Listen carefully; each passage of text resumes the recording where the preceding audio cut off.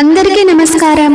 కార్తీక మాసం ప్రారంభం తేదీ మరియు ముగింపు తేదీ, కార్తీక మాసం విశిష్టత, ఇంకొన్ని విషయాల గురించి ఈ వీడియోలో తెలుసుకుందాం.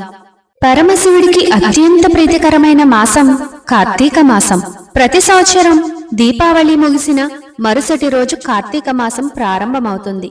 ఈ కార్తీక మాసంలో భక్తులంతా శివనామ స్మరణలో మునిగి తేలుతారు. పురాణాల కాలం నుంచి కార్తీక మాసం ఒక విశిష్టతను సంతరించుకుంది. ఈ క్రమంలో ఈ ఏడాది కార్తీక మాసం 2025 ఎప్పటి నుంచి ప్రారంభమవుతుంది? దీని విశిష్టత ఇప్పుడు చూద్దాం. దసరా, దీపావళి పండుగల అనంతరం ఈ అక్టోబర్ నెలలోనే హిందువులు ఎంతో పవిత్రంగా భావించే కార్తీక మాసం ప్రారంభం కానుంది. అక్టోబర్ 21న ఆశ్వయుజ బహుళ అమావాస్య. ఇది గుజరాతీయుల సంవత్సరాది. ఈ అక్టోబర్ 21వ తేదీతో ఆశ్వయుజ మాసం ముగుస్తుంది. అనంతరం అక్టోబర్ 22వ తేదీ నుంచి శివారాధనకు విశిష్టమైన కార్తీక మాసం 2025 ప్రారంభమవుతుంది. నవంబర్ 20 వరకు కార్తీక మాసం ఉంటుంది. ఈ నెలలో పరమేశ్వరుణ్ణి విశేషమైన భక్తి శ్రద్ధలతో ఆరాధిస్తారు. మిగతా మాసాలతో పోలిస్తే ఈ కార్తీక మాసం ఎంతో పవిత్రమైనదని, విశిష్టమైనదని స్కంద పురాణంలో పేర్కొన్నారు. ఈ కార్తీక మాసం అత్యంత మహిమాన్వితమైన మాసంగా అభివర్ణించారు. ఈ మాసమంతా పూజలు, వ్రతాలు, ఉపవాసాలు, వనభోజనాలు, ఇలా భక్తి పారవస్యంతో మునిగిపోతుంది. కార్తీక మాసం విశిష్టత: న కార్తీక నమో మాసః, న దేవం కేశవాత్పరం, నచ వేద సమం శాస్త్రం, న తీర్థం గంగాయాస్తమం అని స్కంద పురాణంలో ఉంటుంది. అంటే కార్తీక మాసానికి సమానమైన మాసం లేదు, శ్రీ మహావిష్ణువుకు సమానమైన దేవుడు లేడు, వేదముతో సమానమైన శాస్త్రం లేదు, గంగతో సమానమైన తీర్థం లేదు అని అర్థం. హిందూ సంస్కృతి సాంప్రదాయంలో కార్తీక మాసం వచ్చిందంటే చాలు, ఆ రోజులు పండుగ దినాలే.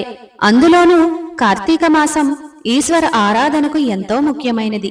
దేశం నలుమూలలా ఉన్న ప్రముఖ ఆలయాల్లో రుద్రాభిషేకాలు, రుద్రపూజ, 1,00,000 బిల్వదళ పూజలు, అమ్మవారికి 1,00,000 కుంకుమార్చనలు ఇలా విశేషంగా ఆచరిస్తూ ఉంటారు.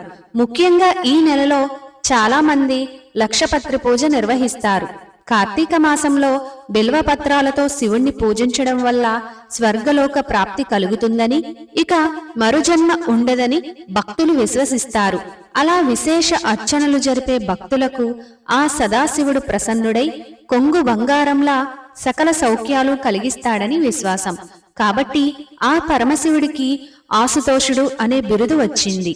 ఈ కార్తీక మాసంలో పవిత్ర నదిలో లేదా పవిత్ర జలంతో బ్రహ్మ ముహూర్తంలో స్నానం చేయడం ఎంతో విశిష్టత కలిగి ఉంటుంది. ఈ పవిత్రమైన పుణ్యమాసంలో మహిళలు ఉదయాన్నే నిద్రలేచి స్నానం ఆచరిస్తారు. అనంతరం దీపారాధన చేస్తారు. కార్తీక మాసంలో దీపదానానికి ఎంతో ప్రాముఖ్యత ఉంది. ఈ మాసంలో పవిత్ర నది లేదా ఆలయం లేదా ఇంట్లో తులసి దగ్గర ప్రతిరోజు దీపం దానం చేయడం చాలా ప్రాముఖ్యత కలిగి ఉంటుంది. కార్తీక పూర్ణిమ రోజు శరద్ పూర్ణిమ నుంచి ప్రతిరోజు ఈ దీపదానం చేస్తారు. ఈ మాసంలో దీపాన్ని దానం చేయడం వల్ల ఇంట్లో, జీవితంలో చీకటి తొలగిపోతుందని, లక్ష్మీదేవి అనుగ్రహం కలిగి ఆ ఇల్లు సిరి సంపదలతో నిండిపోతుందని విశ్వసిస్తారు. కార్తీక మాసంలో కార్తీక పౌర్ణమి విశిష్టత అంతా ఇంతా కాదు. ఆ రోజున నదీ స్నానం ఆచరించి శివుడికి ప్రత్యేక పూజలు చేస్తారు. ఈ కార్తీక పౌర్ణమి వేళ 365 ఒత్తులతో దీపారాధన చేసి ఆ పరమేశ్వరుణ్ణి దర్శించుకుంటారు. పున్నమి వెలుగుల్లో కార్తీక దీపాలను వెలిగించి నదుల్లో పారే నీటిలో వదులుతారు. సోమవారాలు కఠిన ఉపవాస దీక్షను ఆచరిస్తారు. కార్తీక మాసంలో చేసే దీపారాధన మహిమాన్వితమైనదని బలంగా నమ్ముతారు. కార్తీక మాసంలో శివాలయంలో దీపారాధన చేసి పూజలు చేసిన వారికి, ముఖ్యంగా ప్రదోష కాలంలో అంటే సాయంత్రం 5 తర్వాత నుంచి చీకటి పడేలోపు శివారాధన చేసిన విశేషమైన పుణ్యం లభిస్తుంది. తద్వారా ఇతిబాధలు తొలగిపోతాయని విశ్వాసం. అలాగే ప్రదోష కాలంలో శివాలయంలో పూజలు చేసేవారికి సకల దోషాలు తొలగిపోతాయని నమ్మకం. అందుకే చాలా మంది శివభక్తులు సాయంత్రం వేళ గుడిలో దీపారాధన చేస్తారు. ఇలా చేయడం వల్ల జన్మజన్మల పాపాలు తొలగిపోతాయని విశ్వసిస్తారు. Thank you for watching.